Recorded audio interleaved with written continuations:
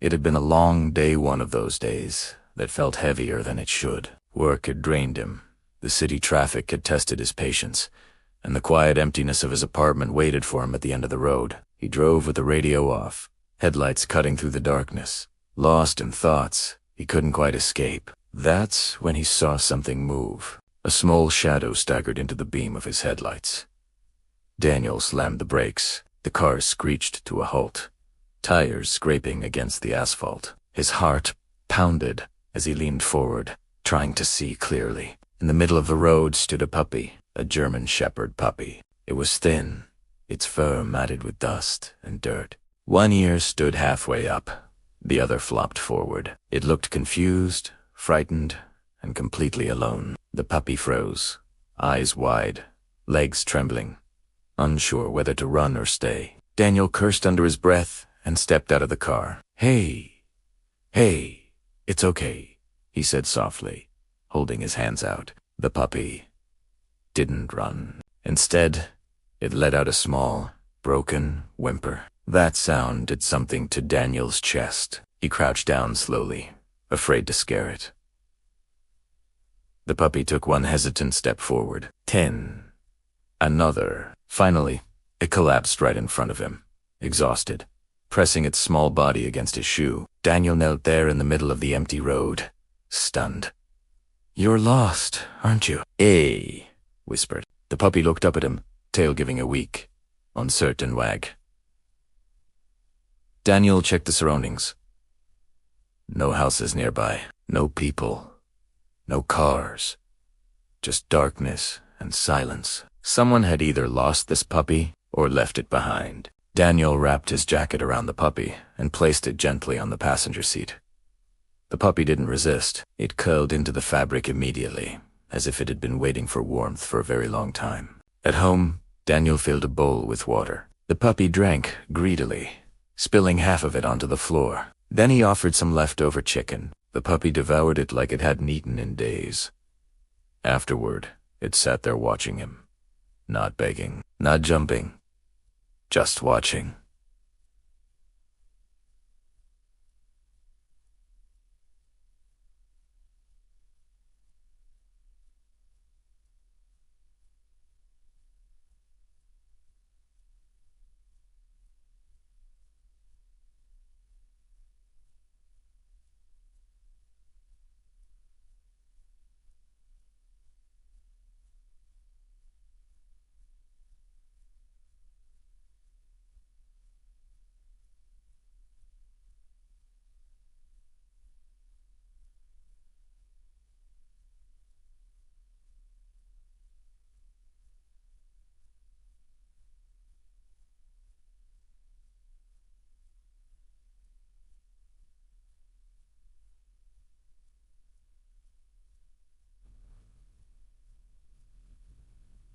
I can't keep you, he said, more to himself than to the puppy. I'm barely managing my own life. The puppy tilted its head. That night, the puppy slept on the floor beside Daniel's bed. Every time Daniel shifted, he felt a small presence, adjust too quiet, careful, as if afraid to take up space.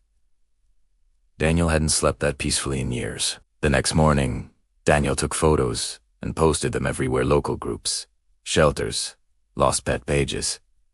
Found German Shepherd puppy. No, kollaran, safe. Days passed.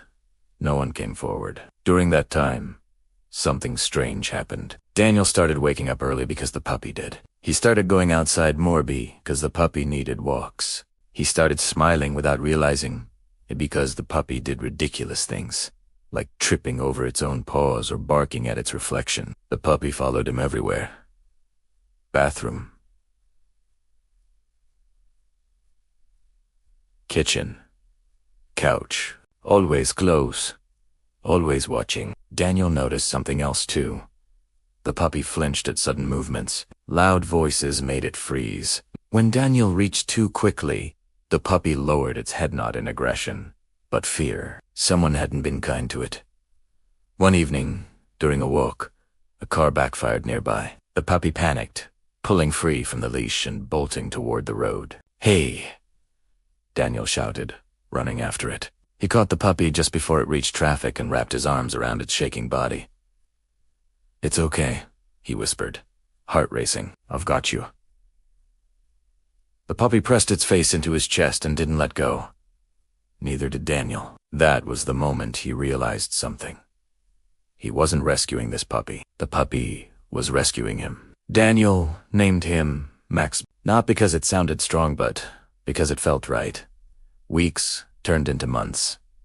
Max grew quickly. His ears stood tall now, his body stronger, his eyes brighter. But his loyalty had been there from the start. Every morning, Max sat by the door, waiting for Daniel to wake up. Every night, he lay beside the couch, head resting on Daniel's feet. When Daniel felt overwhelmed, Max sensed it resting his head on Daniel's knee, breathing slowly, grounding him. Daniel had lived alone for years, convincing himself he liked the silence. Now, silence felt empty without Max's breathing. One rainy evening, Daniel sat on the floor beside Max, scratching behind his ears. "You know," he said quietly, "I used to think nothing would ever change." Max looked up at him. "But then you walked into my life, literally into the road." Max's tail thumped once. Daniel laughed. One afternoon, while at the park, a woman approached cautiously. "That's a beautiful German Shepherd," she said. Daniel smiled thanks. She hesitated. I think he might be mine." Daniel's chest tightened. She explained her puppy had gone missing months ago during a move. She showed photos, same markings, same scar in the paw. Max looked between them. Then he stepped closer to Daniel, not away. The woman saw it too, her eyes soft. "He chose you," she said quietly. Daniel swallowed. "I'd never keep him if," she shook her head. "He's home." She knelt and petted Max gently, then stood. "Take care of him," she said. "He deserves someone who won't lose him again." Daniel watched her walk away, emotions crashing through him. Max nudged his hand. "I'm not going anywhere," Daniel whispered. Years later, Daniel would say it was just a dog, but he knew the truth. Max had given him purpose when he had none, routine when his life felt chaotic. Then he didn't realize how much he needed it, all because one lost German Shepherd puppy had wandered into the road on a lonely night and changed his life forever.